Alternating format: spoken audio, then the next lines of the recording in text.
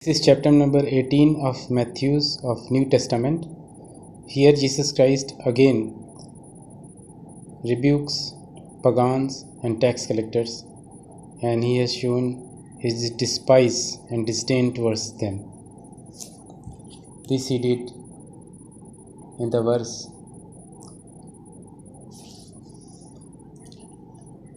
number 17. So we start with the first section of this chapter number 18 of Matthew's of New Testament, the greatest in the kingdom of heaven. At that time, Jesus, along with the disciples, were together, and the disciples asked him, "Who then is the greatest in the kingdom of heaven?" He called a little child to him and placed the child among them. And he said, "Truly I tell you, unless you change and become like a little child, you will never enter the kingdom of heaven. Therefore, whoever takes the lowly position of this child is the greatest in the kingdom of heaven, and whoever welcomes one such child in my name welcomes me." In other words, he wants that his disciples should be as humble, polite, and free from the vices of the world as a little child. Second section, causing to stumble. If anyone causes one of these little ones, those who believe in me, to stumble, it would be better for them to have a large millstone hung around their neck and to be drowned in the depth of the sea. This is a very cruel verse. It says that those who don't believe, those who are infidels, they should be drowned in the depth of the sea by tying a millstone around their neck. This is for those people who don't follow Jesus Christ, or those people who are creating impediments in the way of preaching of their disciples. Woe to the world because of the things that cause people to stumble. Such things must come, but woe to the person through whom they come. If your hand or your foot causes you to stumble, cut it off and throw it away. It is better for you to enter life maimed or crippled than to have 2 hands or 2 feet and be thrown into eternal fire. And if your eye causes you to stumble, gouge it out and throw it away. It is better for you to enter life with 1 eye than to have 2 eyes and be thrown into fire of hell. So this is a parable, which means that we have those people who are following Jesus Christ, who are listening, but they were having skeptical view about Jesus Christ. They are like those people who are having 1 eye. They listen, but they have some doubt. Similarly, the people are helping others, but the same hands with which they are helping, they are doing some wrong things also. They are walking to listen the gospels of Jesus, but at the same time they are walking to a prostitute or walking to do some other wrong things. So that is, these are the people who are having faith, but their faith is not strong. So it is Jesus Christ is telling that you get rid of your weakness in faith. You have the clear vision, the complete belief in me without doubting. Your hand should only do those things which I tell. Your feet should only do those things which I tell, and nothing else. See what you do not despise one of these little ones, for I tell you that the angels in the heaven always see the face of my Father in heaven. This statement he is explaining with a parable of a sheep. What do you think? If a man owns 100 sheep and one of them wanders away, will he not leave the 99 on the hills and go to look for the one that wandered off? And if he finds it, truly I tell you, he is happier about that one sheep than about the 99 that did not wander off. In the same way, your Father in heaven is not willing that any of these little ones should perish. So, in a way, he is telling that the Heavenly Father is taking care of each of the children of Israel, who's maybe poor, maybe rich, or maybe small or big. And the next section, dealing with the sin in the church. If your brother or sister sins, go and point out their fault just between the two of you. If they listen to you, you have won them over. But if they will not listen, take one or two others along, so that every matter may be established by the testimony of two or three witnesses.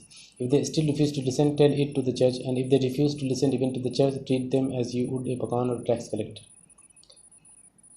So again, in this verse number 17, we see that he is telling that it is better that you forget the sins or the faults of your brothers and sisters. But if they persist doing their sins, then their errors and faults again and again, then they should be treated as you treat a pagan or a tax collector. Pagan means non-Jewish people, and tax collectors maybe Jewish people or the Arab people who were working on behalf of the Roman government. So we see here that he is in effect fomenting a rebellion against the Roman occupation of the Israel. Truly I tell you, whatever you bind on the earth will be bound in the heaven, and whatever you lose on earth will be loosed in heaven. So this is a repetition of what we have seen in the previous chapter. Whatever deeds you are doing here, that will be reflected in heaven. That is the meaning of this verse. And again, truly I tell you that if two of you on earth agree about anything they ask for, it will be done for them by my Father in heaven. For where two or three gather in my name, there am I with them. He is asking that you take decision on consensus basis. If there are 3-4 people, then you just take consensus, and whatever you arrive after the consensus, I will endorse that, even if I am not present. The parable of the unmerciful servant. This is very interesting thing. And Peter came to Jesus and asked, Lord, how many times shall I forgive my brother or sister who sins against me? Up to 7 times? Jesus answered, I tell you, not 7 times, but 77 times. Therefore, the kingdom of heaven is like a king who wanted to settle accounts with his servants, and he began the settlement. A man who owed him 10,000 bags of gold was brought to him. Since he was not able to pay, the master ordered that he and his wife and his children and all that he had be sold to repay the debt. At this, the servant fell on his knees before him. Be patient with me, he begged, and I will pay back everything. The servant's master took pity on him, cancelled the debt, and let him go.